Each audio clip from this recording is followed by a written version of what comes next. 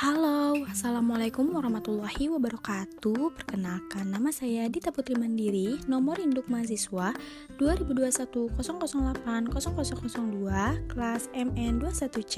Di sini saya akan menjelaskan materi akuntansi manajemen mengenai balance scorecard, di mana dengan dosen pengampu Dr. Kustian Juanda. Masuk ke materi yang pertama, yaitu pengertian balance scorecard.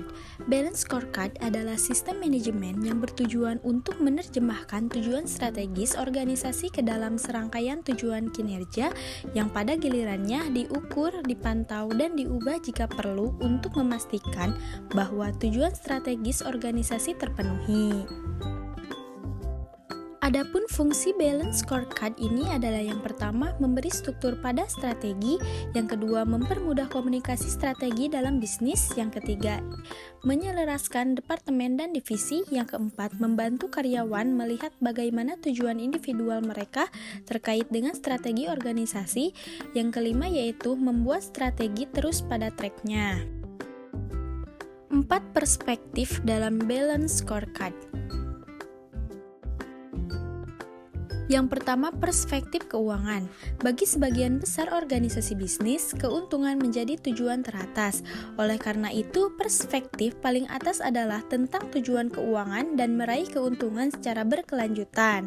Pada dasarnya, tujuan utama apapun yang terkait dengan kesehatan dan kinerja keuangan perusahaan dapat dimasukkan dalam perspektif ini.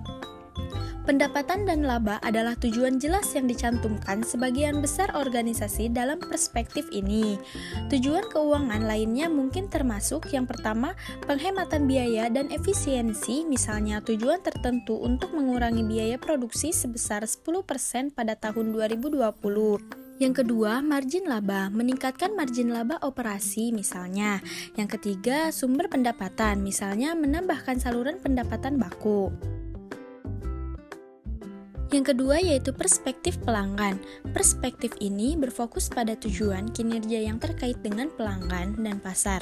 Dengan kata lain, jika Anda ingin mencapai tujuan keuangan Anda, apa yang sebenarnya Anda butuhkan untuk pelanggan dan pasar Anda?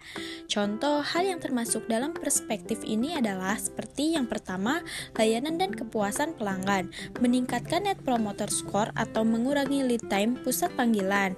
Yang kedua, pangsa pasar, seperti pangsa pasar yang berkembang di segmen atau negara tertentu. Yang ketiga, kesadaran merek, misalnya meningkatkan interaksi di media sosial. Yang ketiga yaitu perspektif proses internal. Proses apa yang Anda lakukan untuk mencapai tujuan terkait pelanggan dan keuangan. Itulah pertanyaan yang ingin dijawab oleh perspektif ini. Di sini Anda akan menetapkan tujuan dan sasaran operasional internal, atau dengan kata lain, apa yang perlu dimiliki bisnis dan apa yang perlu dilakukan bisnis dengan baik untuk mendorong kinerja. Contoh tujuan proses internal mungkin termasuk yang pertama, perbaikan proses, misalnya mempersingkat proses persetujuan internal. Yang kedua, optimalisasi kualitas seperti mengurangi limbah produksi. Yang ketiga, pemanfaatan kapasitas menggunakan teknologi untuk meningkatkan efisiensi. Selanjutnya, 4 perspektif proses internal. Sementara perspektif ketiga adalah tentang sisi proses konkret dari berbagai hal. Perspektif terakhir ini mempertimbangkan pendorong kinerja yang lebih tidak berwujud. Karena mencakup spektrum yang begitu luas, perspektif ini sering dipecah menjadi komponen-komponen berikut. Yang pertama, modal manusia, seperti keterampilan, bakat, dan pengetahuan, misalnya penilaian keterampilan, skor manajemen kinerja, efektivitas pelatihan. Yang kedua, modal informasi, seperti database, sistem informasi, jaringan, dan infrastruktur teknologi seperti sistem keselamatan, sistem perlindungan data, investasi infrastruktur.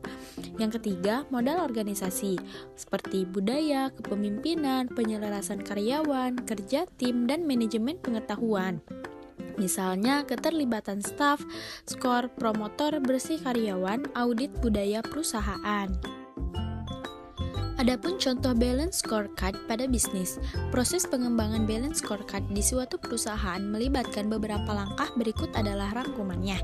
Yang pertama, tetapkan visi masa depan yang jelas. Yang kedua, tentukan tujuan strategis. Yang ketiga, tentukan faktor penentu keberhasilan. Yang keempat, pilih indikator untuk mengukur dan memantau kinerja. Yang kelima, tetapkan tujuan, rencana tindakan, dan inisiatif. Contoh tabel balance scorecard di toko kopi sederhana. Dalam perspektif keuangan, objektivitas yaitu meningkatkan pendapatan, tujuannya meningkatkan pendapatan bersih 10%, indikator laporan keuangan, inisiatif membuat aturan baru untuk pembayaran dengan metode kredit. Dalam perspektif pelanggan, objektivitasnya memiliki tingkat pembelanjaan yang tinggi, tujuannya meningkatkan penjualan per pelanggan 15% dari rata-rata, indikatornya nilai dari invoice per penjualan, inisiatifnya improvisasi produk, mix, dan paket bundling. Dalam perspektif proses internal, objektivitasnya menawarkan pilihan saluran penjualan lainnya, tujuan membuat setidaknya 30% penjualan ke saluran penjualan baru, indikatornya persentase penjualan dari saluran baru, inisiatifnya bergabung dengan jasa layanan pengantaran makanan dan toko online. Dalam perspektif pembelajaran dan pertumbuhan, objektivitasnya memiliki tenaga penjualan yang terampil, tujuannya melatih tim penjualan, indikatornya jumlah sertifikat yang didapat oleh tim penjualan, inisiatifnya bekerja sama dengan perusahaan pelatihan penjualan. Nah, itulah penjelasan mengenai balance scorecard yang bisa saya jelaskan. Semoga dapat bermanfaat. Wassalamualaikum warahmatullahi wabarakatuh.